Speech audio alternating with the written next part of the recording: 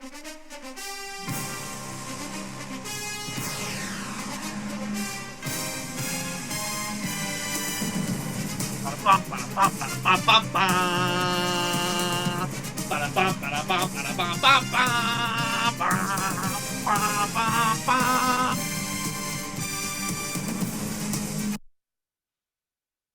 up, everybody? It's Treb the Pleb. Super excited to be back. Another long break, which I fucking hate, but been dealing with like my own personal shit. You know how life gets in the way of all the things you want to do, always, all the time. None of us can ever be truly happy. But on a happy note, I am back, and I got the top 10 NFL players of all time. Thanks for getting through my super annoying intro that I came up with in like 5 seconds. I made a video, and it was a fucking mess. I'm not gonna second guess myself this time. That was kind of the problem that I ran into. The first one was I just kept second guessing everything. I did that in one of my other top 10 videos, and I felt like when I watched it back, it was just so sloppy. And I'm lazy. I'm not gonna reshoot everything all the fucking time.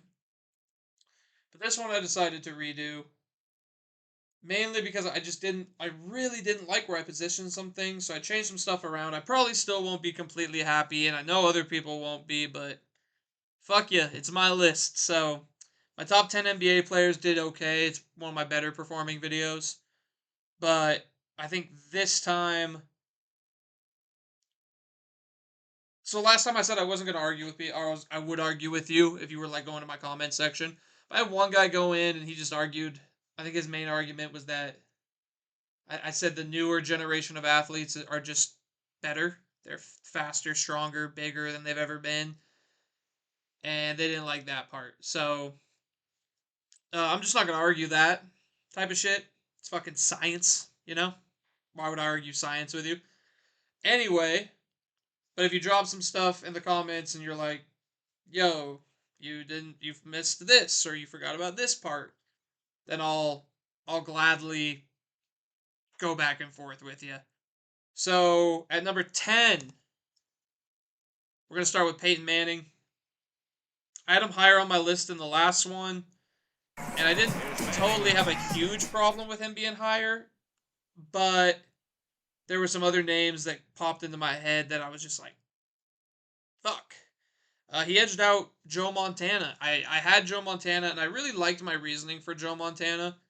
But my biggest thing about Joe Montana is I think being a quarterback is scary as hell. You got to have some fucking nuts to hang in that pocket with people who are coming to hurt you, and to have the composure and ability to consistently make good winning plays for your team.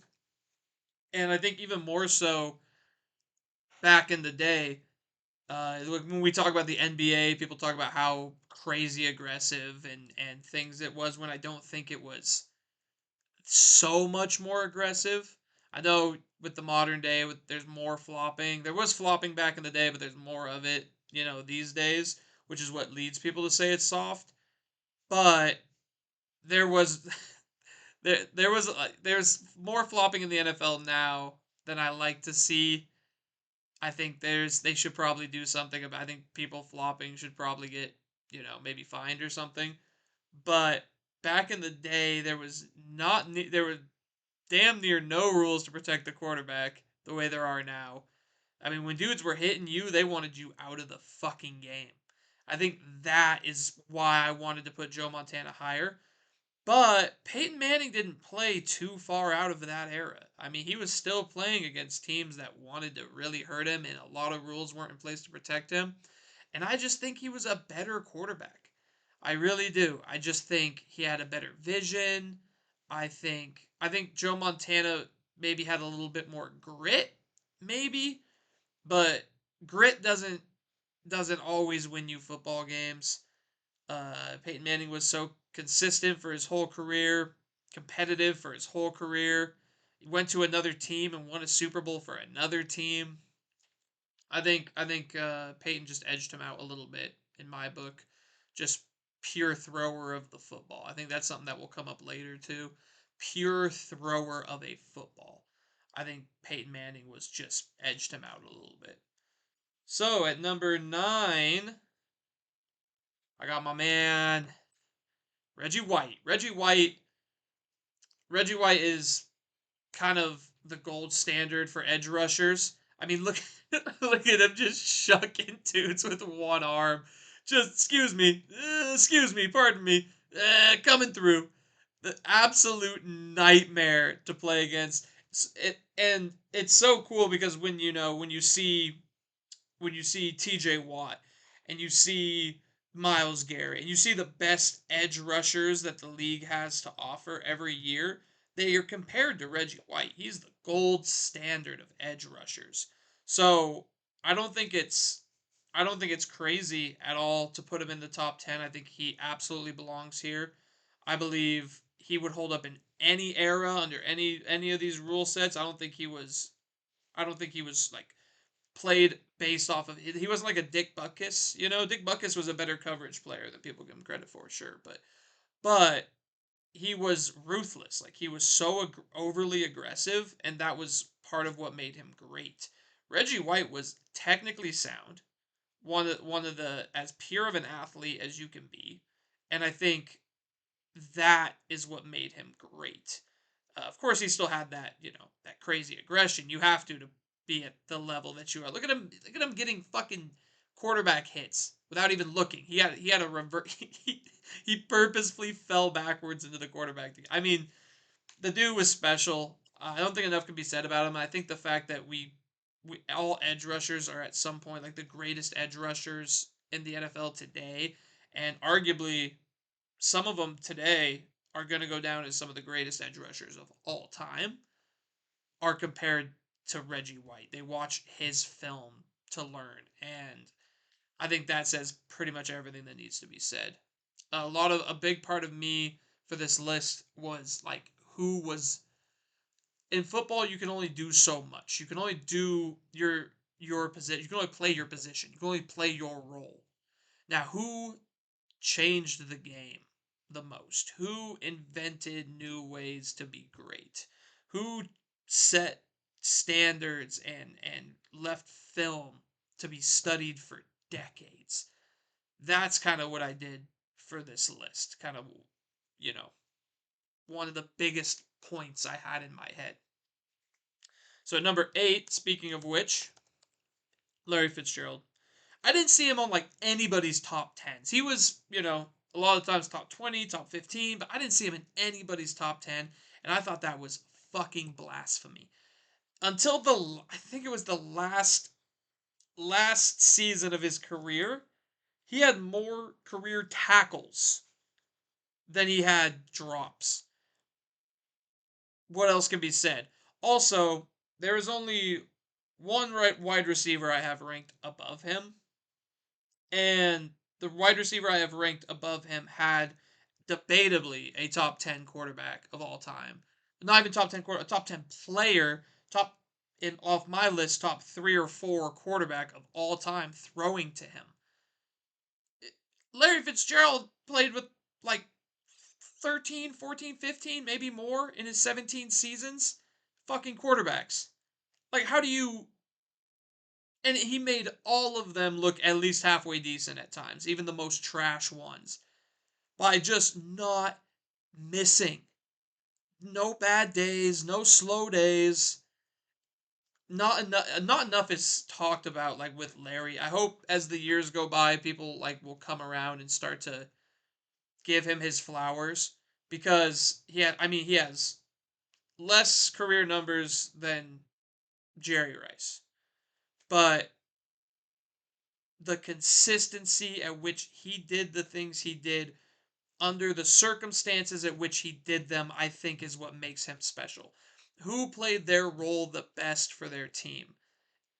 Larry Fitzgerald always was the best player on his team every single year, pretty much. I mean, towards the end, maybe not, but for the most part, the best player on his team, if not the best, for every single year he played. So I'm gonna put Larry Fitz up here. I think that's not crazy to say. At number 7, God, this was so hard. This was where my list like fucked with my head really bad. So I put Walter Payton and Jim Brown together. And the reason I did that was okay, so Jim Brown's a little better than Walter Payton. Jim Brown was so Jim Brown averaged 104 yards per game. Average. That was an average day. Average day he breaks 100 yards. That's fucking ridiculous. And when you watch his highlights, like, hold on, I'll pull up some Jim Brown highlights. When you watch his highlights, every single game that this motherfucker played, he he had like a beast mode run. Like this dude was doing like so Marshawn would have his, 2, 3 huge runs a year that everybody was like, holy fucking shit. Jim Brown did that shit every fucking game.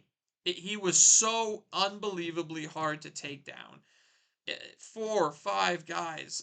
You knew what they were going to do. You knew they were going to hand the ball to Jim Brown. It didn't fucking matter. There wasn't shit you could do about it. Look at that. Did you see? Oh my God. Hold on. Look at this shit. Look at how fucking ridiculous this shit is. Watch this. Nope, you ain't gonna get me. Slides. Look how shit that field is. And gets 2 more guys off of him. Just that type of shit, man. You can't teach somebody to run like that. That's just natural. The dude was so unbelievably talented as a performer, an athlete. He had such a great personality. I put him with Walter Payton because they ran similar styles, but now I'm regretting it, and I think I'm just gonna leave Jim Brown here. Jim Brown at 7. I don't want 3 running backs on this list. Like 3 running backs all being the greatest in the top 10 just seems unfair to other people who dominated their position and revolutionized their positions. So, but we can debate 7 and 6, but the one running back I had above him is Barry Sanders, man. And it is for the revolutionizing of the game. That is why I did it. He ran a style that had not been seen before. He was electrically fast, almost impossible to take down, and it wasn't because of his size. Like, I mean, you saw those videos. Jim Brown was bigger than everybody on the fucking football field. Like he was a different kind of athlete for his time. Barry Sanders was not. He was not. He was a hard fucking runner with the best eyes we've ever seen from a running back, a feel for the game like no other, the best balance I've ever seen from a running back, and he made it so nowadays you need both. You have to have both because that's how he showed it needs to be done, and that's how running backs are now. Most of them are big and they can run through a tackle sometimes if they need to, but mostly they're shifty. Their vision is what they are. A terrible running back with great vision is still a good running back. So I just think for the revolutionizing of the game. I know his numbers aren't probably as good as Jim's, but what he did for football and for the position and what he taught us about the position has opened doorways in the future for that to be shattered, that glass ceiling to be absolutely blown out. So it might take a little more time. I mean, Saquon is still so young. That motherfucker is different. So we'll see, with longevity and championships and stuff, where that gets him. But for now, I had to put Barry Sanders above the other two, which doesn't get done a lot. Jim Brown was so high on everybody's list. Um, I just think generations speak, and I think Barry played in a much harder generation to be a running back in and did it in a way that nobody ever had. I think you have to put him up there for that. At number 5, this is where let the controversy begin. I'm getting all controversial on you if I haven't already. Aaron motherfucking Donald, dude. Talk about revolutionizing a position. There never was and might not ever be another player like Aaron Donald. To so a D tackle if you don't know about football, is not a fun, flashy position. Your job is to be a menace to the all O line and cause chaos for the rest of your team to capitalize on. This motherfucker caused chaos and capitalized on his own chaos. You know how fucking crazy it is to have two, sometimes three NFL offensive linemen putting their mitts all over you and you just say, fuck them? And you get to the quarterback, his engine, his speed and power combination. Aaron Donald, I didn't see him. I didn't even see him in like top 20s, top 25s. I didn't see any of that. And I think that's so fucking stupid. Dude was putting up like the same amount of sacks per season as like the best DNs in the league at a defensive tackle position. That's that's not normal, and it will most likely never happen again. He's a once in a lifetime kind of superstar. I was so happy to get to watch him play football. He got the championship.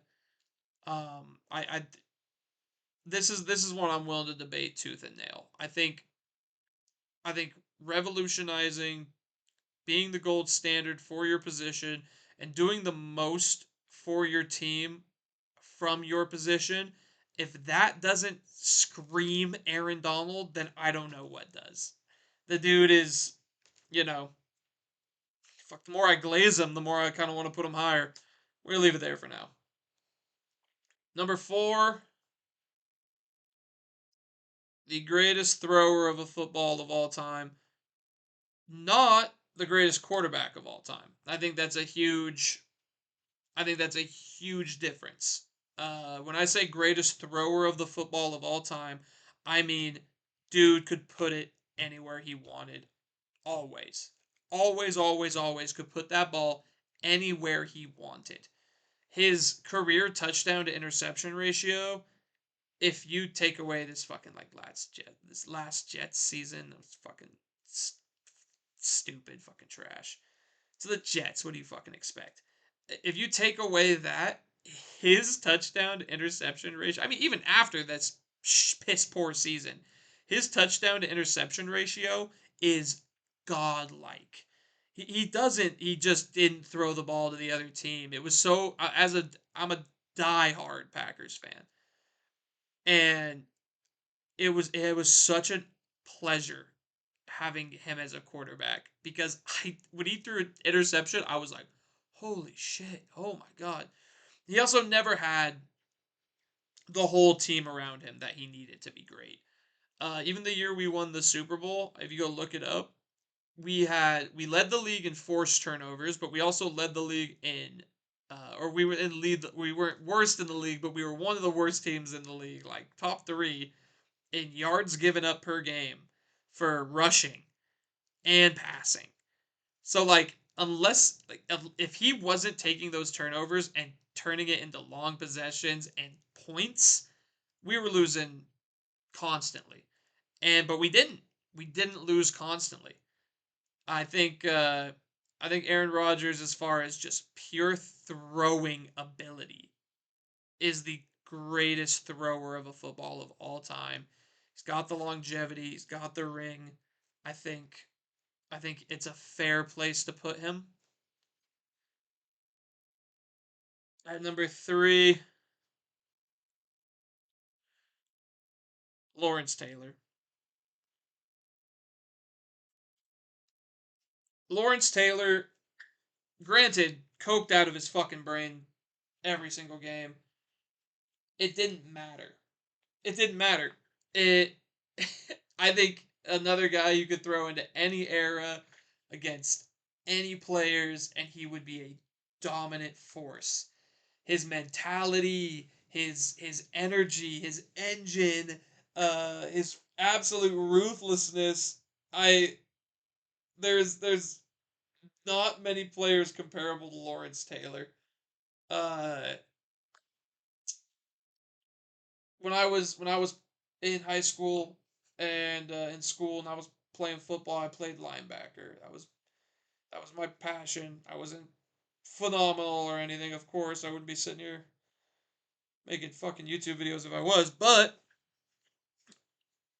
this is what I watched.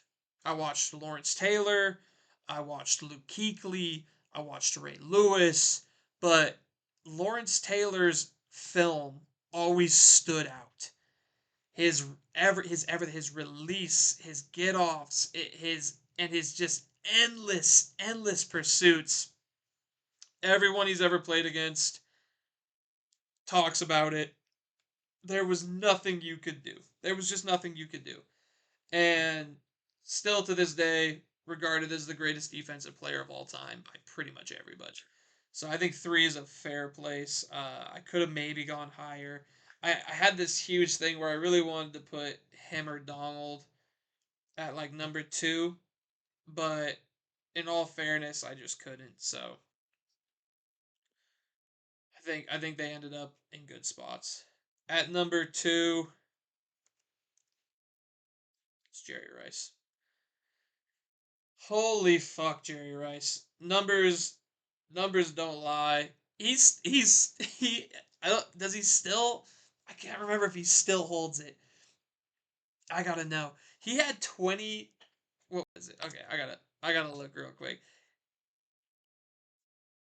He had the most touchdowns in a single season for the longest time. Uh and he only played 12 games. In 12 games, he set the record and had held it and maybe still holds it. We're about to find out.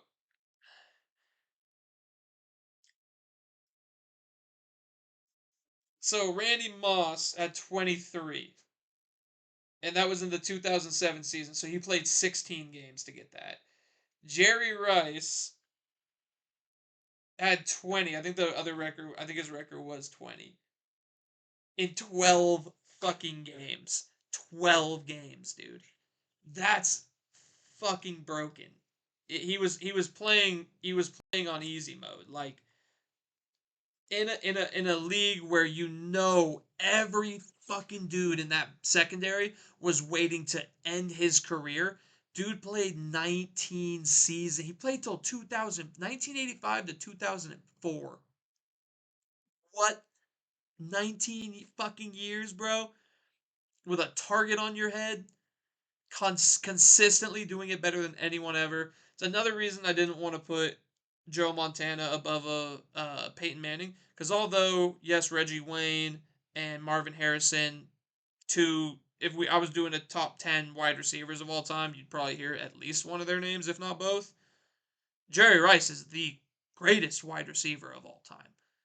Um, Longevity, championships, everything you could ask for: route running, toughness, fucking speed, athleticism, leadership, anything you can ask for out of a player, he was. And to be as dominant for as long as he was, he still holds records that might not ever be touched, like most career yards and things like that. I think this is a fair. I think he's a fair number two. I want to look up real quick. Jerry Rice career records.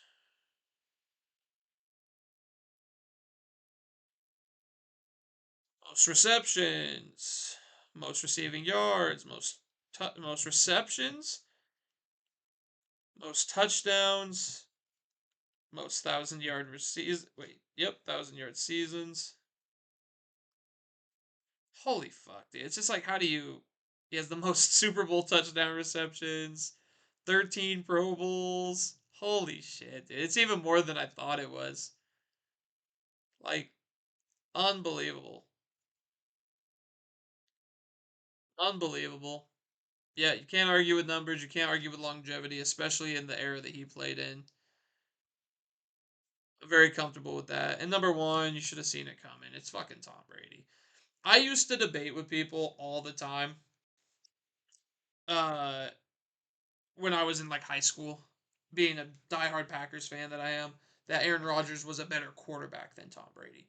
And my argument was always that he's a better thrower of the football. I still believe that. I still believe Aaron Rodgers is the greatest thrower of the football ever. I don't believe he's the best quarterback, and I'll tell you why. At the end of the day, it's about winning games. And there is nobody I want more in the world to come out and win me a football game than Tom Brady. He did everything he needed to when he needed to win games. I think that I think that he had a better system, like team around him than Aaron Rodgers had.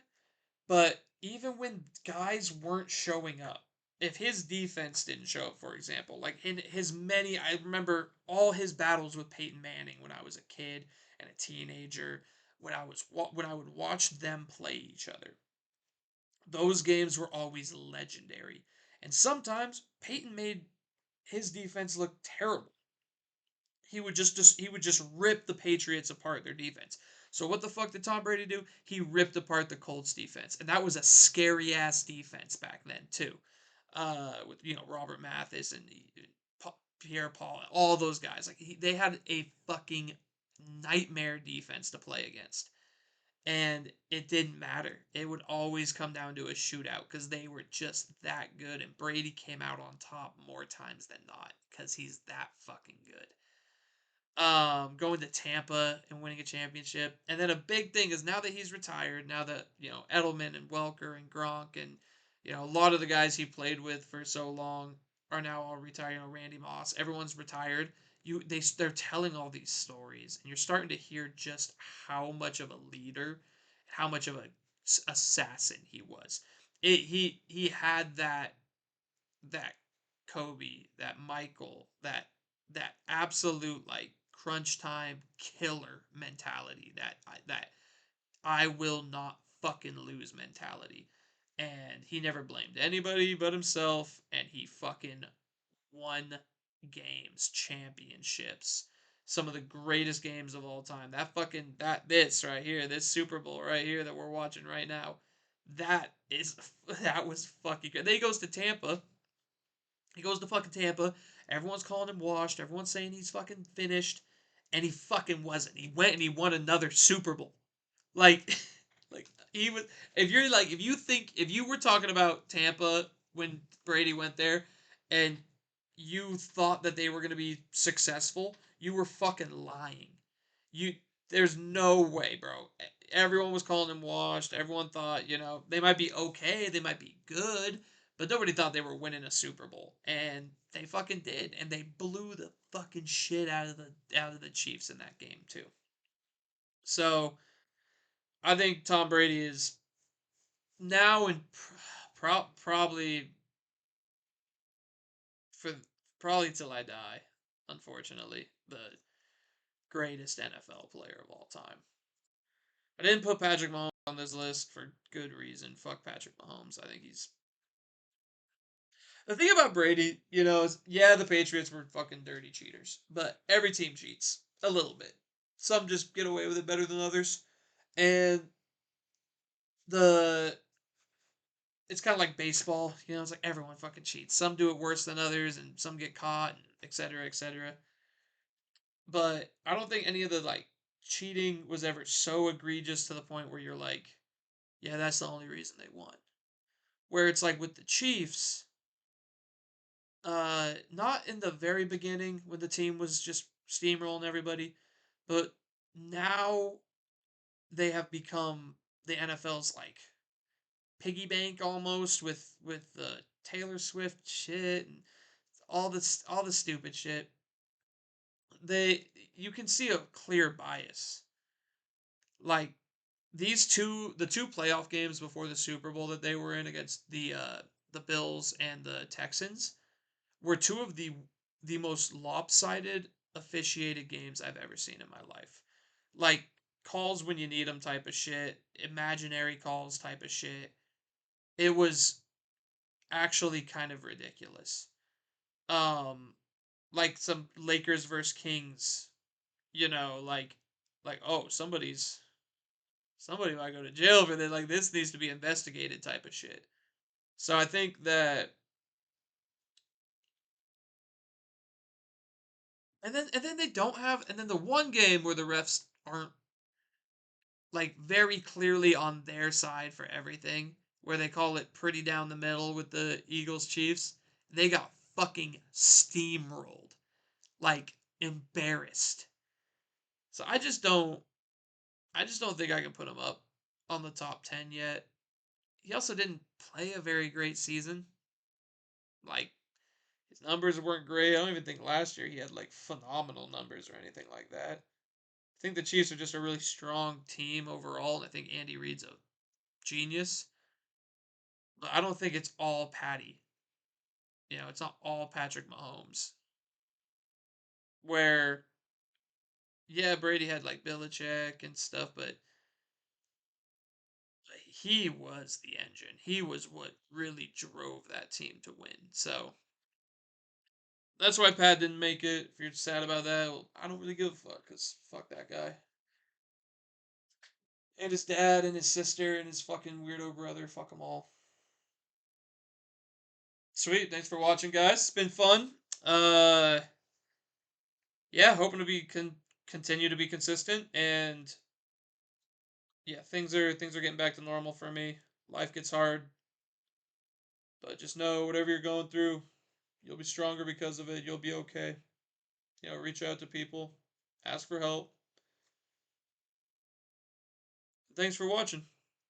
I'll see you guys in the next one. Peace.